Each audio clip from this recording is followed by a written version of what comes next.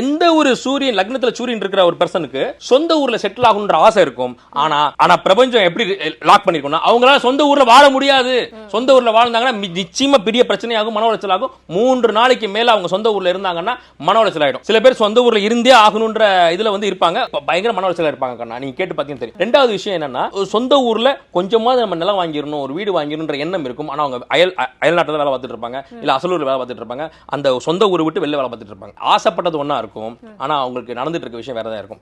நான் சொன்னேன் இல்லையா, அவங்க யாரோட கட்டுப்பாட்டிலையும் யாரோட அடக்குமுறைக்கும் இருக்க மாட்டாங்க. மனசாட்சிக்கும் கடவுளுக்கும் மட்டும்தான் பயப்படுவாங்க, வேற யாருக்கும் பயப்பட மாட்டாங்க கண்ணா. அன்புக்கும் பாசத்துக்கும் நட்புக்கும் மட்டும்தான் அவங்க அடிமை கண்ணா. இது ஹெல்ப் பண்ணா அப்படின்னு சொன்னா அந்த லக்னத்துல சூரியன் உள்ளவங்க, சூரியன் அமைப்பில் இருக்கிறவங்க செஞ்சிருவாங்க, உதவியா அன்பா கேட்டா. ஆனா அதிக நீ செய்யலன்னு என்ன ஆகும் தெரியுமா? ஆகட்டும்டா, செய்ய முடியாது, ஆனதை பார்த்துக்கோ அப்படின்னு சொல்லிடுவாங்க. அப்போ இந்த சூரியனுடைய அமைப்பு உள்ளவங்களை நீங்க அன்பால் மட்டும்தான் அவங்களை அரவணைக்க முடியும், அன்பால் வீழ்த்தவும் முடியும்.